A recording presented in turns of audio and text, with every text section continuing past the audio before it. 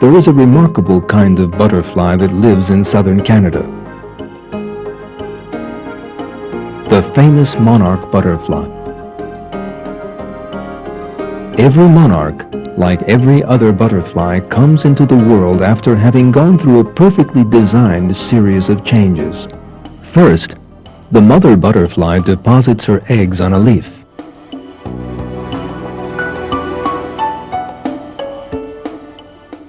The larvae that hatch feed for a time on the leaves before becoming caterpillars. Later, they make a nest called a cocoon for themselves. The cocoon of a monarch butterfly is a wonder of design. It is attached to a branch of a tree with a very slender but strong thread. The caterpillar develops in this cocoon and gradually emerges as a wonderful new creature, a butterfly.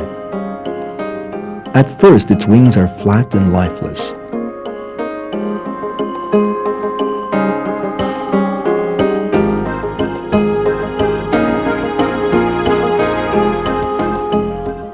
But they expand as blood is pumped into them and the monarch is ready to fly.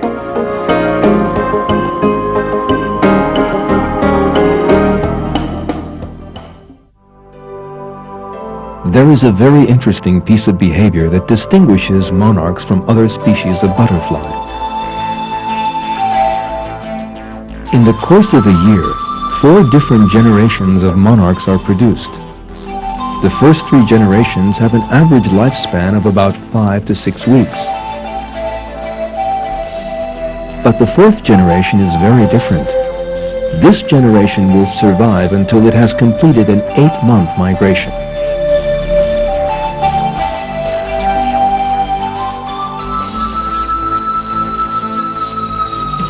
The migration begins from various monarch centers in southern Canada and moves further south.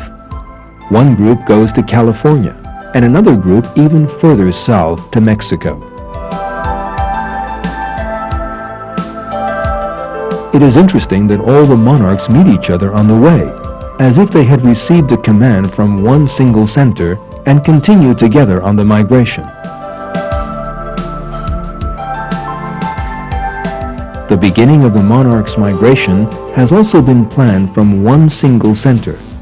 They do not start out on their journey on just any day, but on that one day in the autumn, the autumnal equinox, when day and night are the same duration. After flying for 2 months, they reach the hot forests of the south. Millions of monarchs cover the trees like a tissue, and for 4 months, from December to March, they stay there eating nothing. They survive on fat stored in their bodies and only drinking water.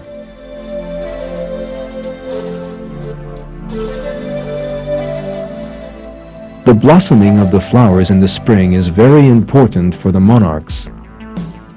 After waiting for 4 months, they feast on nectar.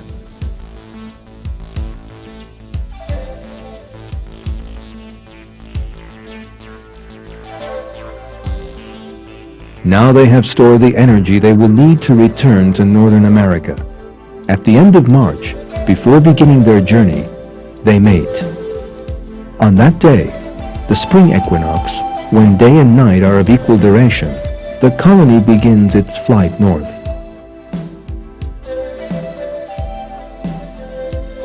At the end of their journey, they reach Canada and die shortly afterwards. But before they die, they give birth to the first generation of the year, which will survive for about 1.5 months.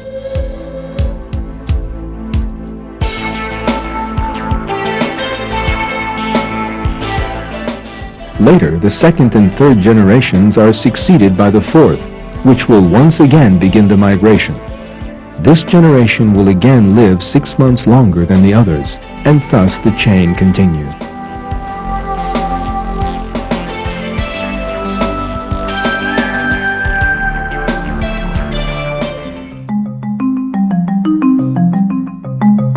This amazing migration brings many questions to mind. How How is it that each fourth generation is born so as to live 6 months longer than the others? How does this long-lived generation always coincide with the winter months? How do the butterflies always begin their migration on that day when night and day are of equal length? And how are they able to make that delicate calculation?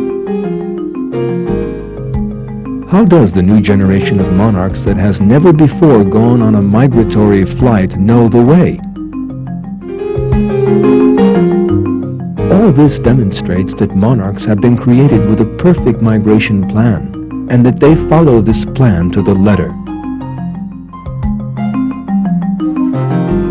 If there were an error in this plan, they would not be able to complete the migration. In that case, all the monarchs would have died in the winter and the monarch species would have become extinct.